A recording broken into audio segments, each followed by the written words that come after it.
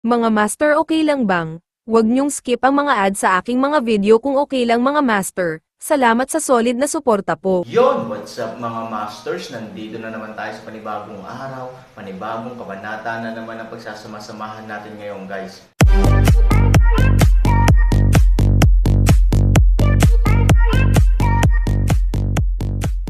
Bali mga masters, kung bago ka pa lang po sa aking YouTube channel, please click the subscribe button, lalong-lalo na po yung notification bell guys, para maging connected pa rin tayo sa isa't isa at maging updated kayo sa mga susunod ko pang video. Bali mga masters, bago natin umpisahan ng kwento ay mag-shoutout po muna tayo para sa mga solid nating tagapakinig. Shoutout kay Fernando Jimeno at shoutout kay Nelson. Yun na nga mga masters, no? Bali hindi na ito patagalin. In 3, 2, 1, let's go! Pagkatapos makumpleto ang pagpapalawak sa labas, isang maliit na lungsod ang itatayo sa daanan sa ilalim ng lupa. Pinakamainam na itayo ang lungsod na ito sa labas ng Yetian City System.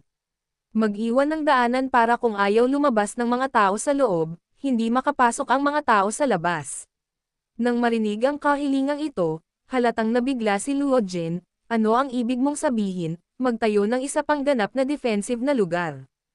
Kapag nawala ang Yetian City, tapos pwede na tayong magtago doon.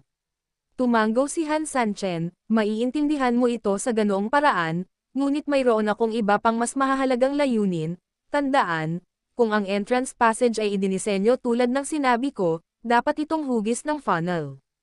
Ang ilalim ng funnel ay ang switch, at ang ibaba rin ang pangunahing punto upang makapasok ng malalim sa underground na lungsod. Kung kontrolado ito ng taong nasa loob, natural nitong makakamit ang epekto na sinabi ni Han Sanchen. Kung kailangan nila ng mga tao mula sa labas para makapasok, maaari nilang buksan ang mekanismo at ang mga tao mula sa labas ay maaaring pumasok ng maayos. Kung hindi nila kailangan, maaari silang manatili sa mekanismo at gamitin ang makitid at lakas ng daanan upang ganap na tanggihan ang kalaban, at kung ang kaaway ay nagnanais ng isang malakas na pag-atake ay hindi maaaring hindi maging imposible. Siyempre, ito ay mangangailangan na ang material ng CP ay maliit at sapat na malakas, at dapat itong malalim at sapat na haba. Sa ganitong paraan mo lang makakayanan ang malakas na atake at banggaan ng mga kalaban sa labas. Walang problema. These things must be built at all cost. I still say the same thing, you don't have to worry about money. Mabuti. Kung wala ng iba, pwede ka nang mag-ayos ngayon, at ako na ang bahala sa ibang mga bagay, utos ni Han Sanchen. Magpapalam muna si Luo. Pagkasabi nun ay umalis muna si Luo Jin. Pagkaalis niya, tumayo si Han Sanchen, kumuha ng papel at pluma, at mabilis na sumulat ng sulat sa Reyna Langgam. Umaasa si Han Sanchen na mailipat ng Ant Queen ang tribo sa lalong madaling panahon, iiwan niya ang isa sa 3 Night Sky na lungsod para sa Ant-Man, at sa parehong oras, ang underground na lungsod ay lalaan para sa Ant-Man bilang isang pangkalahatang base. Sa ganitong paraan, karaniwang nabubuhay ang Ant-Man sa ibabaw ng lupa, sa kaganapan ng anumang emergency, maaari silang mabilis na makapasok sa underground na lungsod. Ang dahilan kung bakit ito itinayo doon ay talagang panatilihin ito bilang isang backup para sa kanila. Kapag nakapasok na ang Ant-Man, habang ligtas, ang mga daanan sa ilalim ng lupa ay magbibigay din sa kanila ng malaking kalamangan. Siyempre, hinding-hindi hahayaan ni Han Sanchen na lumipat dito ng libre ang iba. Nangako si Han Sanchen na ibibigay ang kalahati ng kita sa buwis sa Ant-Man. Ang layunin ng paggawa nito ay talagang katumbas ng pagsasabi sa Ant-Man na hanggat handa kang sumama, ikaw ay magiging kalahati ng master ng Yetian City. Sa kasong ito, ang Ant Talent ay may malaking cake dito. Maaaring dayin sila dahil sa digmaan, ngunit kung magagawa nilang mapayapa ang lugar na ito, kung gayon para sa kanila, magkakaroon ng walang limitasyong malalaking benepisyo dito. Maaari silang gumaling ng sapat, dumami at lumago, at umasa pa sa suportang pang-ekonomiya dito upang dahan-daang maging isang malakas na puwersa. Ito ay hindi lamang upang kidnapin ang iba sa moral na paraan ng may kabaitan, ngunit upang bigyan sila ng isang malaking pagpipilian at hayaan silang gumawa ng kanilang sariling mga desisyon ng malaya. Siyempre, nilinaw din ni Han Sanchen sa sulat na maaaring piliin ng Ant-Man na hindi pumunta, nagbibigay lang siya ng mga mungkahi sa kabuuan, kung hindi dumating ang Ant-Man. Maaari rin siyang magbigay ng tiyak na halaga ng tulong para sa Ant-Man sa pagkakataong ito, kabayaran. Pagkatapos isulat ang mga liham na ito, si Han Sanchen ay nag-condense ng isang spell sa kanyang kamay at lumipad palayo sa isang iglap. Kahit na ginamit ni Han Sanchen ang espesyal na bagay na naiwan ng Ant-Man para ipaalam sa kanila, para kay Han Sanchen, medyo hindi malinaw kung paano magsalita. Kung tutuusin, nilipol lang ni Han Sanchen ang lahat ng kanyang mga tao. Pagkatapos ipadala ang sulat, hiniling ni Han Sanchen si Scar at Hyjin na tipunin ang lahat ng magkakapatid at pumasok sa mundo ng Bafang para sa paglilinang. Matapos ang mga bagay na ito, gabi na.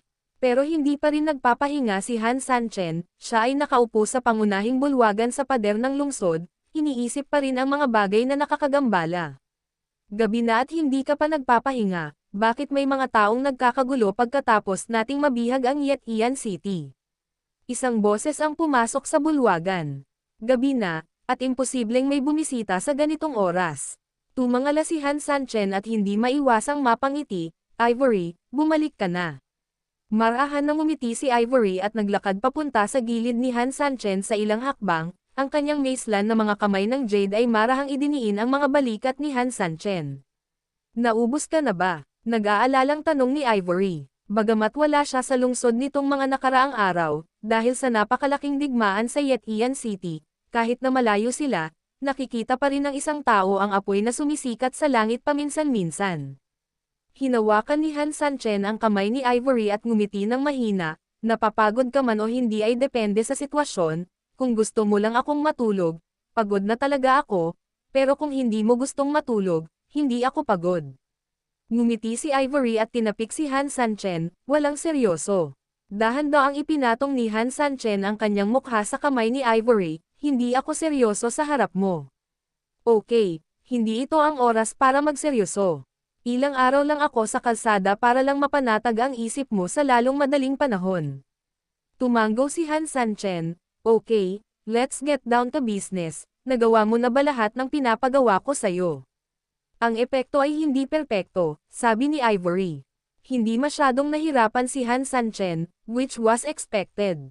Ilang tao na ba? Tanong ni Han Sanchen. Mga ilang daang tao, sabi ni Ivory. Sa pagpapatuloy hanggang sa Hilaga mula sa Yetian City, mararating mo ang sikat na tindahan sa labas ng Burning Bone City, nasa labas ito ng lungsod, ngunit hindi ito ganap na nakahiwalay sa Burning Bone City, sabi ni Ivory. Si Ivory, na hindi nagpakita sa hardin ng Panginoon ng lungsod mula nang magsimula ang labanan, ay orihinal na inayos ni Han Sanchen na umalis sa lungsod. Sa kakayahan ni Han Sanchen, hindi mahirap magpadala ng tao palabas ng lungsod, saka, ito ay mas mahusay na magpadala ng isang ganap na master tulad ng Ivory out. Bukod pa rito, ang Han Sanchen ay isang tinak sa panig ng kaaway, at ang mga especially iya sa lungsod ay pangunahing nakatuon sa Han Sanchen noong panahong iyon. Orihinal, ang unang plano ni Han Sanchen ay maghintay ng Suyingxia sa isang blind spot mga 10 milya ang layo mula sa Yetian City. Sa sandaling hindi siya makalaban, magpapadala siya ng pulang signal, na nagpapahintulot sa Ivory na umatake sa oras, kasabay ng tautay ng posisyon ng pakikipaglaban ng kasamaan, ang tatlong Panginoon, 2 at isang hayop, ay direktang bubuo ng mga sungay ng isang tatsulok. Sa ganitong paraan, ang opensiba ng kalaban ay maaaring harangan at masira sa pinakamaraming lawak. Gayunpaman, mayroon si Ivory ng absolute trump card at isang beses lang maipakita ito. Sa makatuwid, hindi nilayo ni Han Sanchen na gamitin ito maliban kung talagang kinakailangan. Siyempre, may kasamang pagiging makasarili. Total asawa naman niya, bagamat ang kanyang kakayahan ngayon ay ganap na kayang humawak ng lahat ng uri ng malalaking eksena, pero, theory is a theory, how can I don't feel pain in my heart? Pagkatapos ng ilang araw ng pagsubok, naniwala si Han Sanchen na nagbago na ang sitwasyon, kaya lihim niyang ipinaalam kay Ivory na baguhin ang plano. Hayaan mo siyang bisitahin ang tinatawag na sikat na tindahan, ang alingongaw sa pagitan ng matinding lamig at ng sikat na tindahan ay nagbigay kay Han Sanchen ng dahilan upang maniwala na maaaring ito ay isang mahalagang punto upang basagin ang kaaway sa harap niya. Sa makatuwid, hiniling niya kay Ivory na umalis sa Yetian City upang bisitahin. Kung makakahanap ka ng isang tiyak na sikreto, natural na iyon ang pinakamahusay. At kung hindi, hindi mahalaga, Habang si Ivory ay malayo sa larangan ng digmaan, hindi niya malalaman na nakipagsapalaran siya sa pagpasok ng malalim sa hukbo ng kaaway, na pumatay ng 3 ibon gamit ang isang bato. Ito ay talagang kakaiba na ang daan patungo sa matinding lamig at ang tela mula sa sikat na tindahan ay kapwa kapakipakinabang, mahiwagang ngumiti si Han Sanchen, may nahanap ka na ba? Ang sikat na tindahan ay mukhang napaka-normal sa ibabaw, ngunit ayon sa aking malalim na pagsisiyasat sa mga nakaraang araw, ito ay hindi kasing simple ng nakikita natin, mayroon talagang mga tao na nakaitim doon. Tumango si Han Sanchen, siguro nagsabuatan sila, sigurado yon. Si Ivory ay naglabas ng mapa at iniabot kay Han Sanchen, ito ang pangkalahatang mapa ng sikat na tindahan at ang mga depensa nito. Kinuha ito ni Han Sanchen at tinignan, bagaman ito ay isang plano, ang lokasyon na nakalarawan dito ay napakalaki pa rin, ang sabihing manor iyon ay medyo hinamak, ito ay mas katulad ng isang super manor na binubuo ng 4 o 5 manor. Originally gusto kong sunugin ang sikat na tindahan, pero matagal na akong hindi nakatanggap ng mensahe mo, hanggang sa nakita ko ang apoy dito at natanggap ko ang hudyat mo para bumalik ako, hindi na ako nagkaroon ng oras para kumilos, sabi ni Ivory. Hindi mo kailangang magsindi ng apoy, ako na mismo ang magsisindi. Nakangiting sabi ni Han Sanchen. 3,000. I'm quite confused, bakit sa tingin mo kung pailawan natin ang sikat na tindahan, posibleng mabawasan ang pag-atake sa Yetian City? Tanong ni Ivory. Kung gusto lang nilang kontrolin ang Yetian City, marami silang paraan, di ba? Tsaka kontrolado na nila ang Yetian City, so why bother? So, I think there must be some way in here. Kung ganoon, dapat may mas malalim pa sa sikat na tindahan, kung sisindihin mo ang apoy doon, tiyak na mas makakaakit ito ng pansin. Kahit na tama ang hula mo, naparito ka para palibutan si Wei at iligtas si Zhao, na may layuning pagaanan ang opens iba ng Yetian City, pero ang problema, ngayon ay pansamantalang ligtas ang Yetian City na iyon, bakit pumunta ka pa para magsindi sa sikat na tindahan? Mas mabuti na tayong magkusa kaysa mabugbog tayo, paliwanag ni Han Sanchen. Medyo nag-aalala pa rin si Ivory, pero ang tanong ay kung ililipat natin ang sikat na tindahan, magiging maayos kaya ang Yetian City? Ngumiti si Han Sanchen, hindi siya makapagbigay ng tiyak na sagot sa puntong ito. Ngunit lihim niyang naramdaman na masyadong malalim ang tubig sa sikat na tindahan, kung may nang istorbo sa maputik na tubig, baka may mangyari na malaki. Hindi ko rin alam. I just feel that there must be some prodigal son na manggugulo. Tinapos ni Han Sanchen ang kanyang mga salita at nagpatuloy, anyway, dadaan ako dyan kapag pumunta ako sa Yetian City, how about we drop by then? Tumango si Ivory, ikaw ang may huling say. Walang sinabi si Han Sanchen, nakatingin ng malalim sa kalangitan sa gabi sa labas ng bahay. Kahit na ang sikat na tindahan ay maaaring hindi mukhang isang lugar na kapansin-pansin, ngunit kung iisipin mo ito ng mabuti, ito ay matatagpuan malapit sa nasusunog na Bone City, ngunit maaari itong gawin ang isang monopolistikong negosyo, na naglalarawan ng malaking kahalagahan sa likod nito.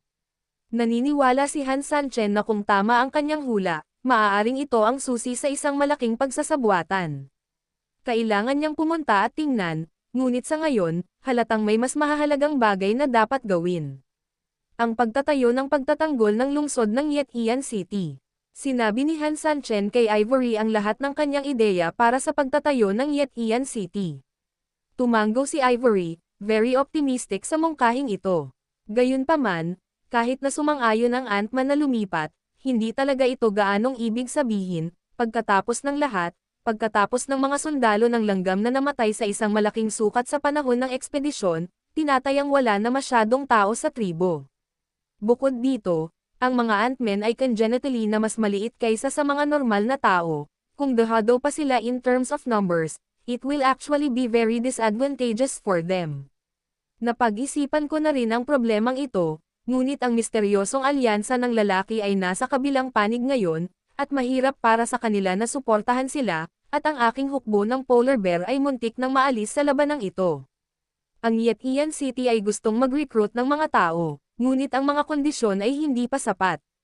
Ang Yetian City ay hindi kasing ganda ng mga naunang bayan gaya ng Chanmo Castle, kung tutusin, ito ay isang lungsod na pangunahing umaasa sa kalakalan, at karamihan sa mga tao sa lungsod ay mga negosyante. Ang mga mangangalakal ay kasing talino ng mga mangangalakal at may sariling ideya, at ang buhay dito ay hindi kasing desperado gaya ng dati sa Chanmo Castle. Sa makatuwid, kung gusto mong mag-recruit ng mga tao sa Yetian City, magkakaroon ng mga tao, ngunit ang ganap na bilang ay hindi sapat. Then anong gusto mong gawin? Nabagabag din si Han Sanchen sa problemang ito. Ang paggastos ng pera para mag-recruit ng mga mersenaryo ay syempre ang pinakamahusay at pinakamadaling paraan. Dapat mayroong isang matapang na tao sa ilalim ng isang mabigat na gantimpala, lalo na sa isang malupit na lugar tulad ng lupain ng mga demonyo. Ano ang ipinaglalaban nila hanggang kamatayan? Hindi ba para lang sa sariling pakinabang? Ngunit ang problema ay ang katapatan ng mga mersenaryong na-recruit ng pera ay malayo sa sapat. Ito ay ginagawang imposible para sa Han Sanchen na gugulin ang lahat ng kanyang pera upang ituro sa kanila ang kanilang mga tunay na kasanayan, lalo pat dalhin sila sa aklat ng 8 kawalang hanggan upang magsanay, kaya imposibleng nakatadhana na ang kanilang mga kakayahan ay palaging mas mababa. Sa kasong ito, nasa numerical disadvantage na sila, kaya natural na mas mahirap para sa kanila na manalo. Kahit si Han Sanchen ay labis na ayaw na gawin ito. Pera lang ang ginagastos sa walang kabuluhan. Sa makatuwid, talagang kakaunti ang mga tao na talagang kapaki-pakinabang sa ngayon. Unless, parang biglang naintindihan ni Ivory ang ibig sabihin ng Han Sanchen, tumingin siya kay Han Sanchen at nagpakita ng isang misteryosong ngiti, ayaw mo. Tumanggo si Han Sanchen, hindi masama. Yun na nga mga masters, no? Bali panibagong kabanata na naman yung natapos natin ngayong gabi.